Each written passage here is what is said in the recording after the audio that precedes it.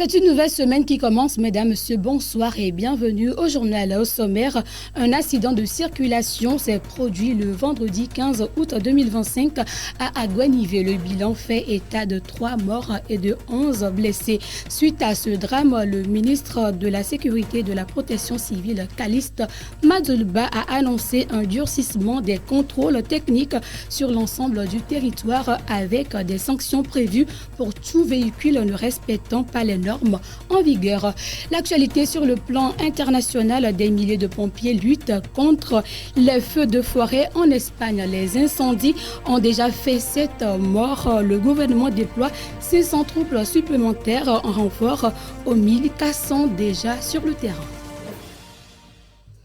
Un grave accident de circulation s'est produit le vendredi 15 août 2025 aux environs de 12h30 à Aguanivé sur la nationale numéro 1.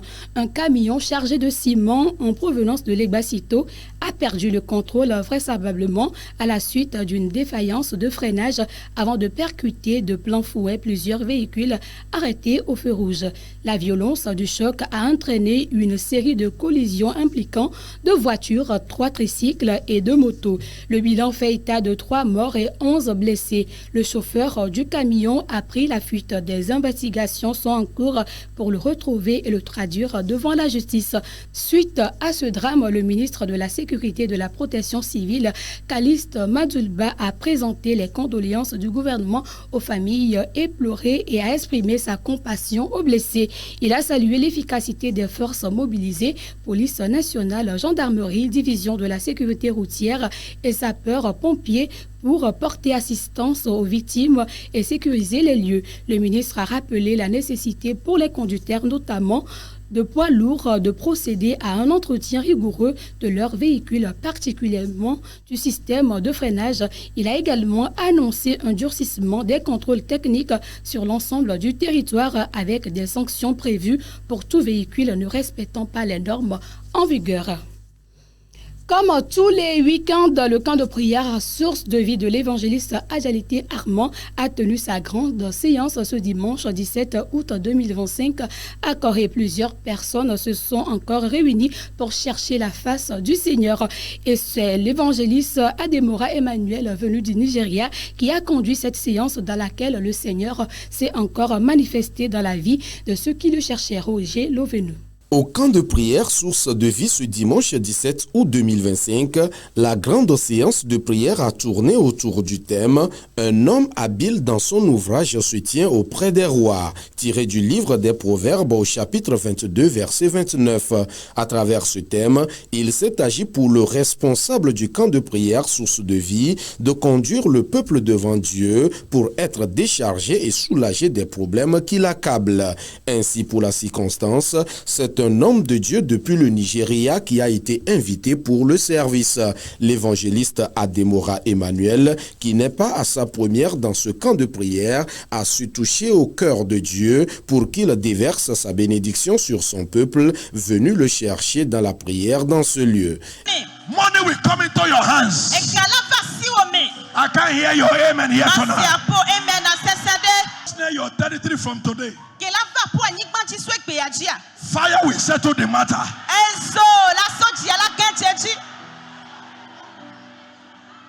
From today, I'm going to put an anointing on you.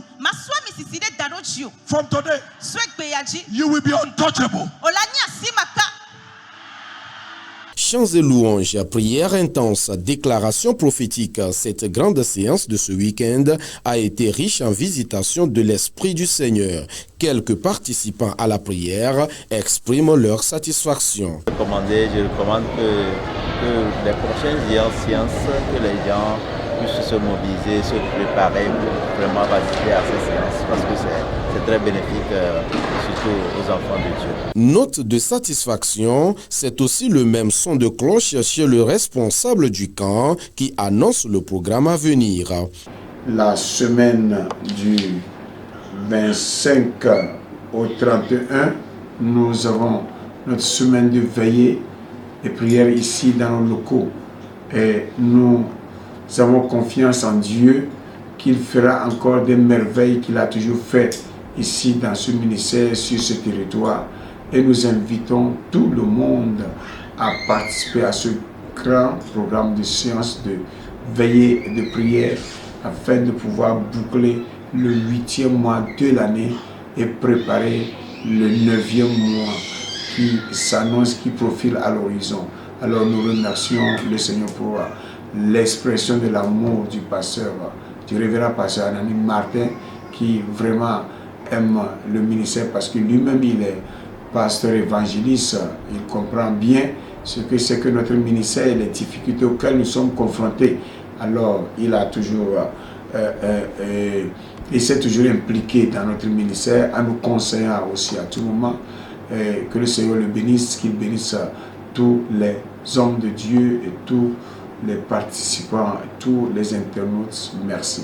L'Éternel étend toujours ses regards vers ceux qui le cherchent nuit et jour. Voici le programme annoncé au camp de prière Source de vie à Lomé-Corée pour le compte de la semaine du 25 au 31 août. Un programme à ne pas manquer si vous désirez voir la gloire de Dieu se manifester dans votre vie.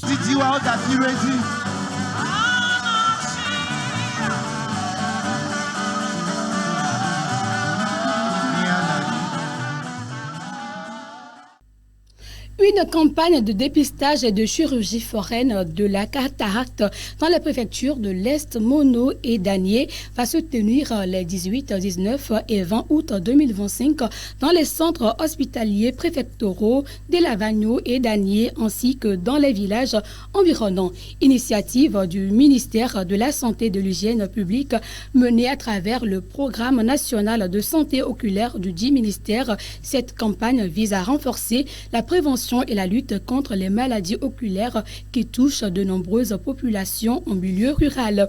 Les interventions chirurgicales, quant à elles, se dérouleront en 2 phases. Le 21 août 2025 au CHP de Lavagno et le 22 et 23 août 2025 au CHP d'Anier. Le ministère invite les populations concernées à saisir cette opportunité pour bénéficier gratuitement de soins spécialisés. Les directeurs préfectoraux de la santé sont également appelés à prendre toutes les dispositions nécessaires pour assurer le bon déroulement de la campagne. Culte dominical à présent, assumer le choix de suivre Christ, c'est de choisir la lumière même lorsque les ténèbres semblent être profondes. Ce dimanche à Badoubé, la communauté chrétienne des AD a affirmé sa confiance en Christ qui est la voie, la vérité et la vie. Un sermon qui a retenti comme un appel à une décision quotidienne. Elodie Yensabré. Comme à l'accoutumée chaque dimanche, les fidèles des églises des Assemblées de Dieu de Badoubé se sont rassemblés pour rappeler au monde que suivre Christ est un choix assumé. Le sermon a retenti comme un appel à une décision quotidienne, suivre Jésus malgré les défis.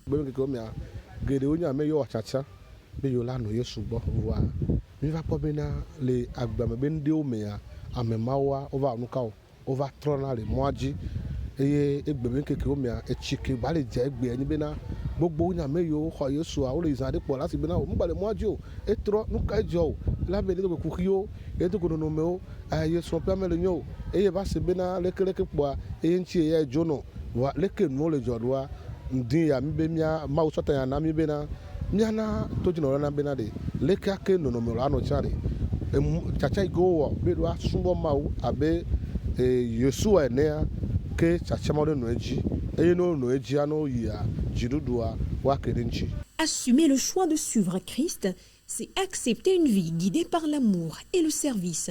C'est choisir la lumière lorsque les ténèbres sont profondes. Egbebe tsotia be mawu nya ko gblɔgbea edzɔ dzi na ma le gbegbe enya sese egɔme nyi be ziale si ke ogbe sɔ agbe wòsɔ na Yesu kpoa ɖolawo ɖe mawu ƒe ɖoɖowo dzi egɔme nyi bena eya ye wɔ dziƒo kple anyigba eya yi ɖeka yi koe míate subɔ yi ɖeka ƒe koe ye ŋuti míate kpɔ agbe mavɔ le parce que mi ma nɔ mawu me zã ɖe míagatrɔ ɖe etrɔsubɔsubɔ me aya ɖe kpekpe ke la te ƒo aya ɖe kpekpe la te ƒo dɔléle la va be ka ɖume toto eya ma he mi míagava trɔ subɔ atikukpe alo legba alo nɔnɔmetata ɖeke sovo ne mawu ke mi le subɔ mawu mi le subɔ wɔna nu sia nu si elle si mi be xɔa be aƒetɔ kple delane kɔa mi do anɔ gbɔ tso mavɔ tso ɖe mavɔ eye miabe ku megbea miage ɖe agbe mavɔ me. Nyakele nya si nye ndeke ana to dinɔtɔ ɖe anyi bena emɔ ɖe mi le zɔn ti ƒomɔe mu nyi be vivi sese kpoe le mɔa dzi o veve sesewo tsã le donc anenyi be eva nɔ nenea dzagbagba ne anɔ me anɔ to gbe ɖa eye mawu la tɔ nɔ koe ma kple ɖe. Ce culte a mis en lumière une simplicité fragile et puissante. Rompre avec l'égoïsme pour accueillir le Christ, c'est embrasser une destinée qui dépasse les frontières personnelles. Le berger d'Akepedo, afin d'amener ses fidèles à la recherche continuelle de la plénitude du Saint-Esprit, élément vital pour le chrétien, les a entretenus sur le retour à la chambre haute, lieu mémorial de la réalisation de la promesse du baptême de l'Esprit Saint. Marie-Louise pour les précisions. La chambre haute, lieu mémorial et historique de la réalisation de la promesse du baptême dans le Saint-Esprit. Cette troisième personne de la Trinité constitue la clé de voûte du chrétien pentecôtiste aspirant au royaume. Face à ce constat, le berger de l'Église des Assemblées de Dieu d'Apekedo, temple des missionnaires, va encourager ses fidèles et le corps de Christ en général ce dimanche à rechercher vivement le baptême dans le Saint-Esprit accompagné de ses dons, afin de pallier à la tiédeur du christianisme dénué de toute puissance aujourd'hui. Le retour à la chambre haute. Nous avons besoin du baptême dans le Saint-Esprit. Et en réalité, nous sommes à un moment où les chrétiens reculent dans l'adoration. Les chrétiens sont faibles dans l'adoration et nous remarquons la tiédeur dans tout ce que nous faisons. C'est pourquoi ce matin, nous avons encouragé le peuple de se donner plus à Jésus et d'espérer à sa promesse pour qu'il soit rempli du Saint-Esprit. Et je voudrais aussi encourager tout le monde, tous ceux qui croient en Christ, qu'en espérant en Christ, il est prêt et fidèle de nous aider. Et je voudrais aussi demander à ce que partout que nous soyons, nous devons demander et désirer le baptême dans le Saint-Esprit. Il est fidèle pour nous accorder cela. Il est fidèle et il confirme toujours sa parole. Que cette promesse se réalise dans la vie de chacun de nous. Les fidèles de l'Église du Temple des Moissonneurs, ayant pris bonne note du message du jour, s'engagent, eux, à l'expérimenter au quotidien afin de ranimer la flamme et les dons enterrés. Sans que le chrétien qui n'est toujours proche de Dieu, quand les vents forts vont souffrir, on risque de toujours chuter. Le Saint-Esprit, Dieu l'a promis et il accomplit toujours dans nos vies. Ceux qui s'attachent réellement à Dieu et que sa présence est toujours dans leur vie, ils évoluent parce que nous sommes dans un champ où si vous n'avez pas la puissance en vous, vous risquez toutefois de pouvoir chuter. Où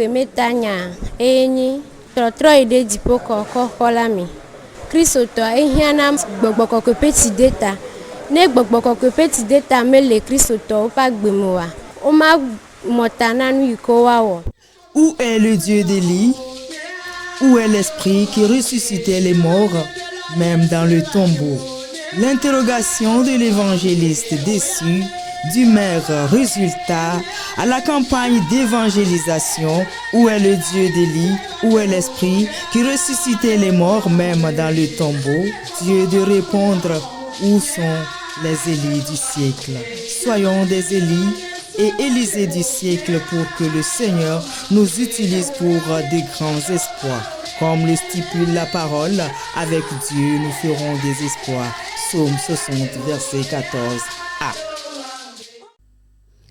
Actualité internationale, l'Europe du Sud est confrontée au pire épisode de feu de forêt qu'elle ait connu en 20 ans et l'Espagne compte parmi les pays les plus durement touchés. Depuis plus d'une semaine, le pays est ravagé par des flammes. Dans la région de Galice, dans le nord-ouest du pays, plusieurs incendies ont convergé pour ne plus former qu'un immense brasier forçant la fermeture des services autoroutiers et ferroviaires qui desservent la région. Selon la l'Agence météorologique nationale espagnole, les températures susceptibles d'atteindre 45 degrés pourront empirer la situation dans certaines zones. On déplore 7 morts, dont 4 pompiers. Des milliers de personnes ont été évacuées. Selon le système européen d'information sur les feux de forêt, 158 000 hectares sont déjà partis en fumée. Le Premier ministre espagnol Pedro Sánchez a annoncé l'arrivée de 500 militaires supplémentaires de l'unité d'urgence de l'armée pour prêter main forte aux opérations de pompiers, portant à 1900 le nombre total des soldats déployés à travers le pays. Toujours à l'international, l'International Society for Civil Liberties and Rule of Law a publié le 10 août dernier un rapport inquiétant sur la situation des chrétiens au Nigeria.